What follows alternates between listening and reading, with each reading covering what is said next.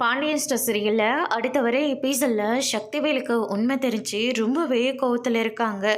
அண்ணன் அந்த ஓடுகாலிக்கு எவ்வளோ கொழுப்பு இருந்தால் வீட்டு முன்னாடி வந்து என்னோட பையனோட ஷர்ட்டை பிடிச்சிருப்பாவ.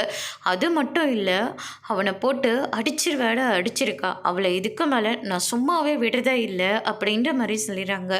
உடனே வடிவு இருந்துட்டு, பின்ன குமார் பண்ணது மட்டும் சரியா? இத்தனை நாள் அவன் நல்லா தானே இருந்தான், மறுபடியும் அவன் பழைய நிலைமைக்கே மாறிட்டான். கடைக்கு வந்தவங்க கிட்ட இவன் எதுக்காக கதிரை போட்டு அடிக்கணும்? கதிரை அடித்ததுனால தானே ராஜையும் கோவப்பட்டு இங்கே வந்து சண்டை போட்டுட்டு போகிறா. அப்படின்னா குமார் பண்ணதும் தப்பு தானே அப்படின்ற மாதிரி சொல்லிடுறாங்க.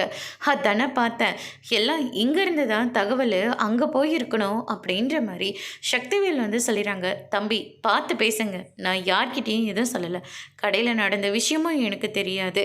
ராஜி தான் ஏதோ சுகன்யா தான் வீடியோ எடுத்து அனுப்பியிருக்கான்னு சொல்லி அவள் தான் வந்து ஷர்ட்டை பிடிச்சி கேட்டுட்டு இருந்தா. அப்போ தான் எங்களுக்கே உண்மை தெரியும், சுகன்யாவுக்கு எதுக்கு இந்த தேவையில்லாத வேலை அப்படின்னு சொல்லிட்டு வடிவை வந்து சொல்லிடுறாங்க. என்ன இது சுகன்யா பார்த்த வேலையா அப்படின்னு சொல்லிட்டு எல்லாருமே ரொம்பவே ஷாக்கிங்காக இருக்காங்க.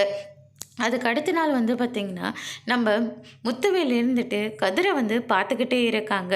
இவர் எதுக்குடா நம்மளை பார்க்குறாரு அப்படின்னு சொல்லிட்டு நம்ம கதிர் ஒரு பக்கம் இருந்தாலையும் அதுக்கு அடுத்ததாக சக்திவேல் இருந்துட்டு இவனை மட்டும் நம்ம சும்மாவே விடக்கூடாது, நம்மளை பையனை அடித்ததுக்காக இவனை போலீஸ் ஸ்டேஷனில் நம்ம கம்ப்ளைண்ட் கொடுத்துடணும் அப்படின்னு சொல்லிட்டு சக்திவேல் முடிவெடுக்கிறாங்க. அதோடு முடிச்சிருக்கு.